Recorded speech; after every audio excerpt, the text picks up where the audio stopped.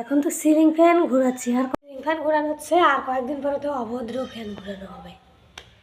এই সোশ্যাল মিডিয়াতে এই যে অভদ্র ভাষাটা যে এত ভাইরাল হয়েছে রে ভাই, কি আর বলবো। এখন অভদ্র